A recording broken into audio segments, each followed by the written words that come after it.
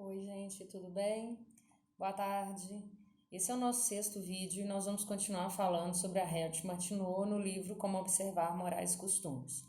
Bom, esses vídeos são para a gente começar um debate, começar uma conversa, começar a estreitar essa relação com a Harriet Martineau, levantar alguns elementos, enfim. São desculpas para a gente ter um espaço para debater a obra da Harriet Martineau, a vida, as contribuições, o legado, né? A filiação. Então, eu conto com vocês para comentarem nos vídeos para que a gente possa dar prosseguimento a esse debate, tá bom?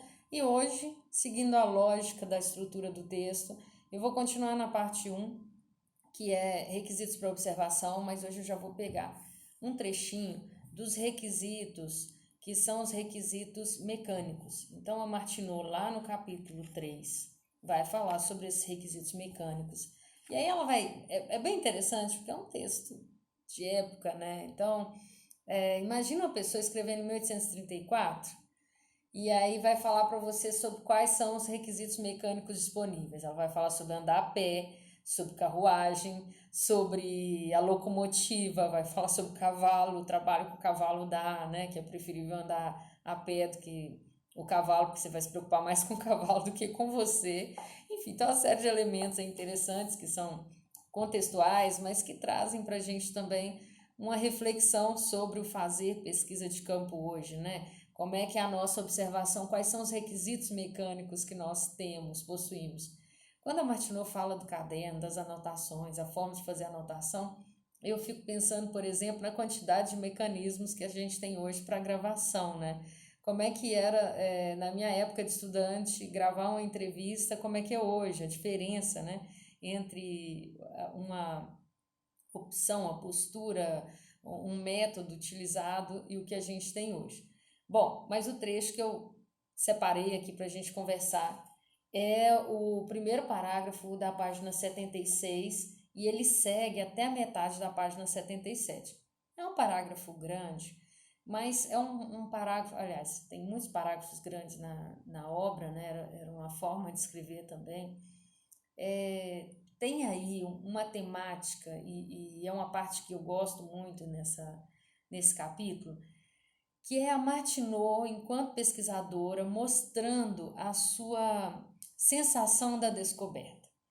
E me parece, eu não sei como é que vocês vão enxergar isso, mas me parece muito claro quando ela vai relatando nesse trecho, ela conta a experiência pessoal dela, para ela mostrar para o leitor como é que o meio mecânico interfere em como ela vai entender ou não aquela realidade. Como é que ela vai perceber aquela realidade que vai surgindo, né, à frente dela. Eu até imagino a cena. Bom, vamos lá, né? Uma vantagem peculiar do viajante pedestre é que ela está dizendo que é melhor andar a pé, gente, do que na carruagem, porque a carruagem você não controla, até você mandar parar, o trem já foi, já passou.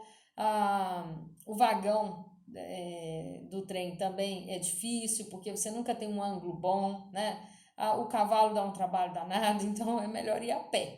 E tem os trechos que ela fala isso assim de uma forma bem interessante. Eu separei um aqui, tem alguns adiante, né?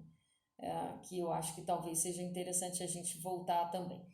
Mas vamos lá. Uma vantagem peculiar do viajante pedestre é o prazer de uma abordagem gradual a lugares celebrados ou bonitos. Toda virada da estrada ganha interesse. Todo objeto que encontra os olhos parece ter alguma iniciativa significativa. E quando o próprio objeto finalmente aparece, nada pode superar o prazer de arremessar-se sobre a terra para descansar sobre a primeira impressão e para interpor uma deliciosa pausa antes da realização final. Não é a mesma coisa desejar que seu condutor pare quando você chega ao ponto de visão. A primeira vez que eu senti isso foi numa viagem a pé na Escócia, quando eu estava prestes a ver as montanhas. A minha imaginação e de minha companheira fixou-se fortemente sobre Dunkeld, como sendo um cenário de grande beleza e nosso primeiro lugar de descanso entre as montanhas. A sensação foi crescendo toda manhã. Homens, casas e árvores pareciam ser crescente e diminutivo. Uma irresistível impressão para a novata em cenários de montanha. A estrada começou a seguir a volta do Tay e um sinal de que a planície estava se contraindo em um caminho. Ao lado de uma cisterna, sobre um banco verde desse caminho, nós jantamos.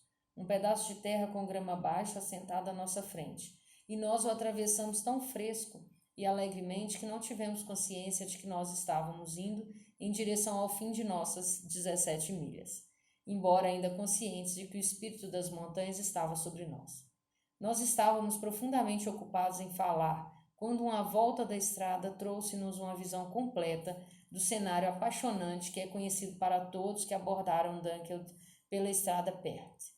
Nós dificilmente pudemos acreditar que esta estava lá, tão perto. Nós voltamos para o nosso mapa e livro-guia e descobrimos que estávamos em pé sobre o sítio do bosque Birna, que a colina Dansinane estava à vista e que era, de fato, a torre da velha catedral de Dunkeld, que se erguia tão grandiosamente nas faias atrás da ponte. Nós demos um tal olhar longo e afeiçoado como eu nunca desfrutei em uma janela de carruagem.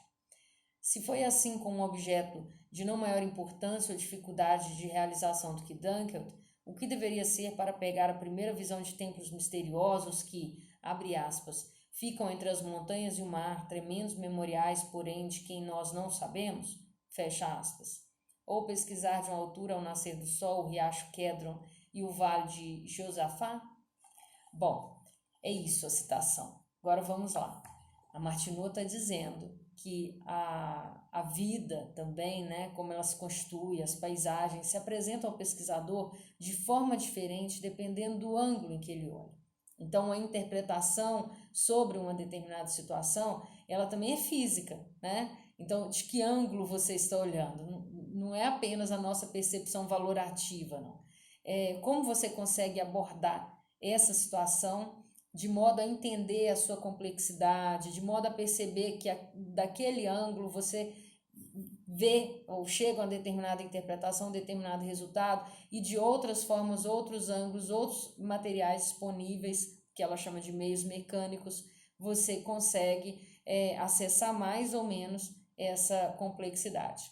É isso, terminamos o nosso 6º vídeo, e aí na semana que vem eu gravo o próximo. Um abraço, até mais!